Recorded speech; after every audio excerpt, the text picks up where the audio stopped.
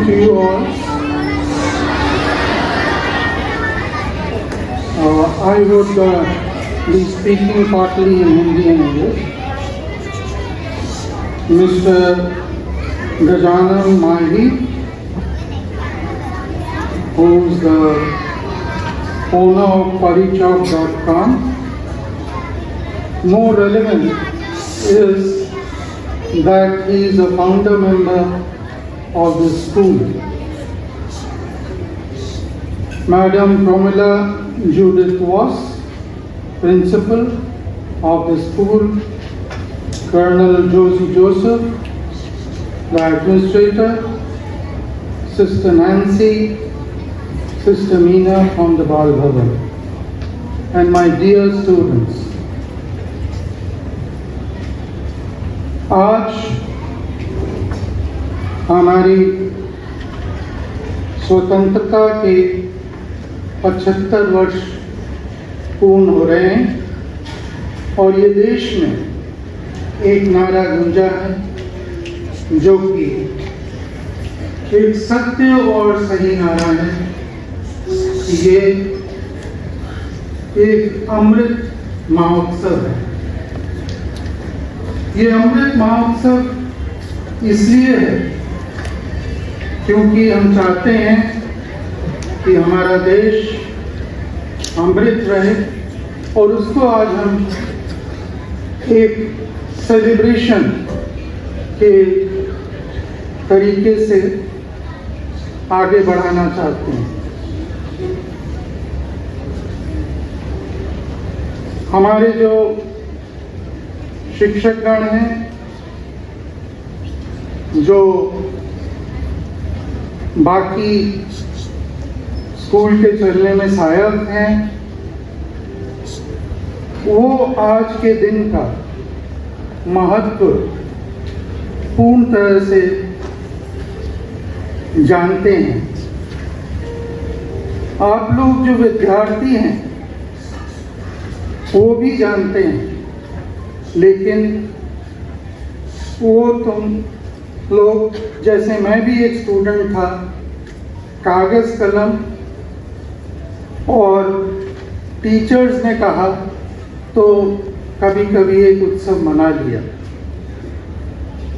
मैं सब लोगों के लिए नहीं कह रहा हूँ, ये नहीं सोचिए कि मैं कोई आलोचना कर रहा हूँ। ये एक जो कहते हैं ग्रोइंग अप का फेज है। तो आप लोगों के लिए मैं ये कहना चाहूँगा कि ये स्वतंत्रता क्या है आप लोगों के स्तर से या तुम लोगों के स्तर से कहना ज़्यादा ठीक होगा, क्योंकि जब तक हम जिनसे वार्तालाप कर रहे हैं उनके लेवल पे वार्तालाप ना करें तो चीज़ें सर के ऊपर से निकल जाती हैं। तो बच्चों, हम 1947 में जाएं, कितने कष्ट से हमें ये आज़ादी मिली।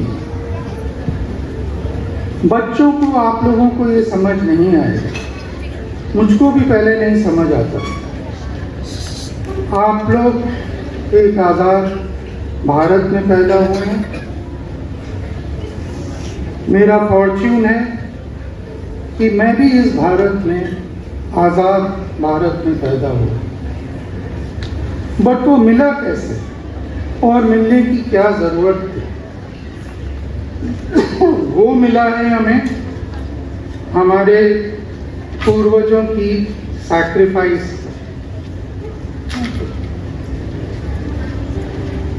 और हम इस स्टेज पे सैक्रिफाइस को एक शब्द बस मान लेते हैं। We treat it as a word. But what did it mean? If you look at the great freedom fighters, it meant giving up a comfortable life, giving up a happy life to fight for the nation. at the cost of their own life and jail at many times. So that was the sacrifice. बहुत सारे हमारे leader जैसे महात्मा गांधी, सुभाष चंद्र बोस, वल्लभ भाई, सरदार पटेल, जवाहरलाल नेहरू, ये सब इस स्तर पे पहुंच गए थे, इस लेवल पे थे कि अगर वो लोग चाहते तो अपनी जिंदगी आराम से जी सकते थे। स्पेशली मैं हमारे 7th या 8th क्लास के बच्चों के ऊपर से कहना चाहूँगा, उसकी और सीनियर्स को कहना चाहूँगा, जैसे आजकल IIT की होड़ है, IIM की होड़ है, तो ये लोग ऐसे थे जो कि इन कंपटीशन से कहीं भी सीरियस कंपटीशन आगे बढ़ गए थे और वो स्टैंडर्ड में थे और अकॉर्डिंगली उनकी लाइफ स्मूथ हो रही, लेकिन उन्होंने वो लाइफ गिव अप कर दी। सिमिलरली गिव अप करने का तो एक मुद्दा है, लेकिन भगत सिंह, राजगुरु, चंद्रशेखर आजाद, उन्होंने अपनी जान भी गंवा दी। बाकी जो हमारे लीडर थे अक्सर जेल गए। आप उनकी हिस्ट्री देखें तो वो अक्सर जेल गए। पर ये क्यों ये सब उन्होंने करा? आज अगर कोई IAS में आ जाता है तो उस जमाने के ICS में आना इससे भी कठिन था। सुभाष चंद्र बोस ICS में आए थे, रविंद्रनाथ टैगोर ICS में आए थे, सरदार वल्लभ भाई पटेल लंदन से लॉ डिग्री करके बैरिस्टर थे, महात्मा गांधी भी बैरिस्टर थे। तो उस लेवल से उन्होंने ये सैक्रिफाइस किया। और क्यों किया? क्योंकि उनको रियलाइज हुआ कि जो हमारी बाहर की सरकार है, दूसरे देश की सरकार है, वो आम भारतीयों के लिए ठीक नहीं। क्यों ठीक नहीं? इसलिए ठीक नहीं थी कि जो भी भारत का धन धान्य होता था उसका बहुत बड़ा हिस्सा दूसरे देश यानी ब्रिटेन में चला जाता। क्यों नहीं है? क्योंकि हमारे देश के सक्षम लोगों को वो स्थान नहीं दिए जाते थे जिसके वो काबिल थे। ICS का मैंने बात किया। ICS की बहुत बार और एक छोटे कोटा के हिसाब से बहुत कम % में लिए जाते हैं। तो आप लोग अपने लेवल पे अगर देखें तो आपका स्कूल ग्रेटर नोएडा में बेस्ट हो,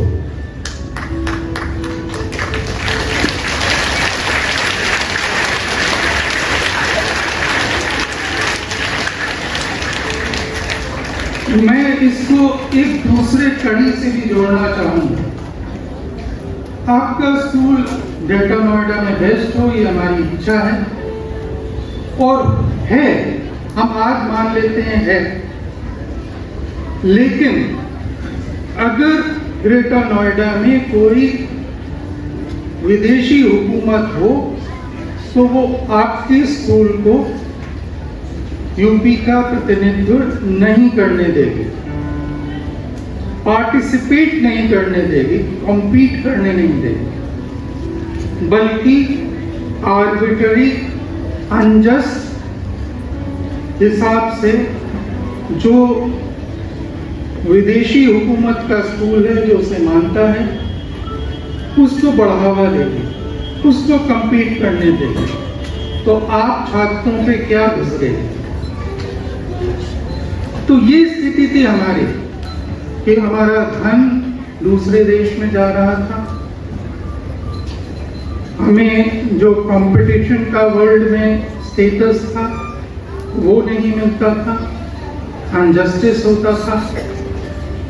आप लोगों को ध्यान होगा कि वर्ल्ड वॉर 1 और वर्ल्ड वॉर 2 हुई, आप लोगों के हिस्ट्री बुक्स में इन वॉर्स की क्या भूमिका दी जाती है।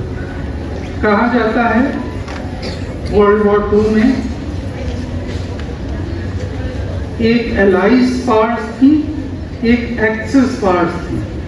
एक तरफ ग्रेट ब्रिटेन, यूएस थे, एक तरफ जर्मनी, जापान, इटली थे। एलाइज पावर्स फाइनली उन्होंने जीत हासिल करी। ब्रिटेन, यूएस और फ्रांस, उन लोग का जिक्र होता है। आप लोग जानते हैं कि इन दो वॉर्स में हमारे इंडियन सैनिक, हमारे इंडियन लोग लाखों की तादाद में मारे गए। लेकिन आपने कभी पढ़ा है कि इंडिया जीता उस वर्ल्ड वॉर में या इंडिया का हाथ था उस जीत में? नहीं माना गया, क्योंकि हमें विदेशी पावर के अधीन थे। हमारी जो भी कामयाबियां थी वो ब्रिटेन के खाते में जाती थी। तो 2-3 बात है। एक तो हमारा धन दूसरे देश में जाता था, हमारी आइडेंटिटी दूसरे देश को जाती थी, हमारे बलिदान दूसरे देश को जाते थे, हमें कंपटीशन से रोका जाता। तो ये चीजें सब थी जो हमारे फ्रीडम फाइटर्स को चुभी और उन्होंने एक स्पिरिट जगाई और इंडिपेंडेंस की लड़ाई में उतरे। तो आज का दिन उन लोगों के लिए एक श्रद्धांजलि का दिन है। उसके बाद आज का दिन उन लोगों की श्रद्धांजलि के लिए भी है जो आज आपने आर्मी के लिए दिखाया कि वो लोग जो उस सैक्रिफाइस को मनाते हुए और नेशनलिज्म को मनाते हुए अपनी सर्विसेज, अपनी लाइफ का सैक्रिफाइस आज भी दे रहे हैं। So this is, in a sense, a Remembrance Day and a happy day. Remembrance for some Hindus is departed लोगों के लिए श्राद्ध का टाइम, और खुशी के लिए होली दिवाली का टाइम। आज का दिन ये दोनों स्ट्रीम्स को इकट्ठा लाता है।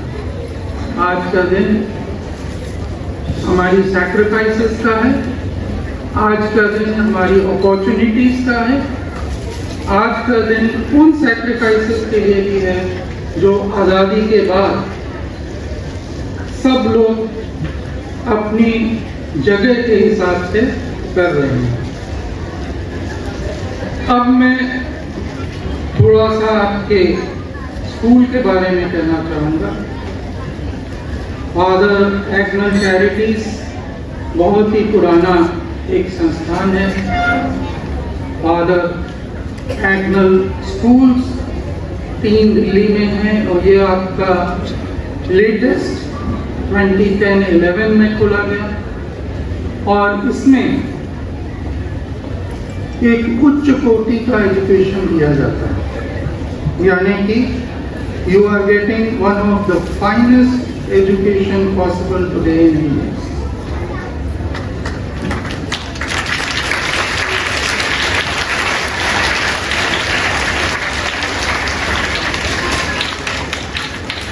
And I congratulate wholeheartedly the management, teachers and staff who are making it possible.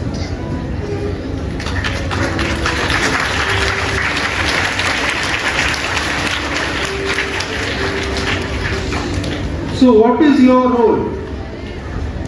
I will come to the students. So what is your role? It is easy to say, घर पे specially parents कहते होंगे बेटा और पढ़ो या बेटी और पढ़ो। मैं भी अपने बेटे को कहता था, वो एक जनरल डिजायर है पेरेंट्स की कि उनके बच्चे अच्छा करें, बट आपकी एक और ड्यूटी है, आप लोग अच्छा करें। आपको एक अपॉर्चुनिटी मिली है, God has been kind, which हम इस स्टेज पे नहीं सोचते हैं। God has been kind to give you this opportunity for learning, this atmosphere for learning. If you say that this is just a speech, ये भाषण है, आप किसी भी छोटे स्कूल में चले जाएं, किसी भी रूरल स्कूल में चले जाएं, एक बार मैं मैनेजमेंट को रिक्वेस्ट करूंगा कि 6th ऑनवर्ड, जब बच्चे ज्यादा या 7th ऑनवर्ड जैसे वो लोग विचार करें, बच्चों को सब तरह के स्कूल्स में ले जाना चाहिए, तो उनको समझ आए कि आप लोग कितने फॉर्चुनेट हैं, कितने आपके टीचर्स डेडिकेटेड हैं। तो इस चीज का आप लोग लाभ उठाएं, इस चीज का आप अपनी तरफ से 100% दें।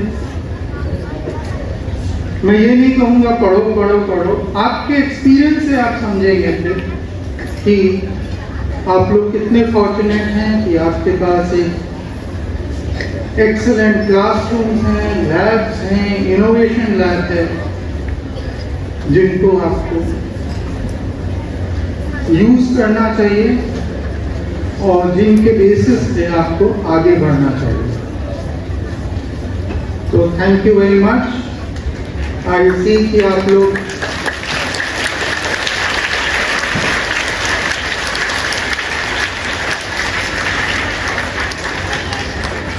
मेरे थोड़ा लंबा भाषण हो गया, with long speech. I can see some murmuring. So I'll finish here. I'll just give 3 slogans. Please repeat after me. जोर से पार्टिसिपेट करें और वही हमारी आज के दिन में इस माहौल में एक श्रद्धांजलि भी होगी। It will be a respect and it will be a celebration and it will be a resolve. So please support me at the end of the slogan. Bharat माता की, भारत माता की, भारत माता की। Thank you very much.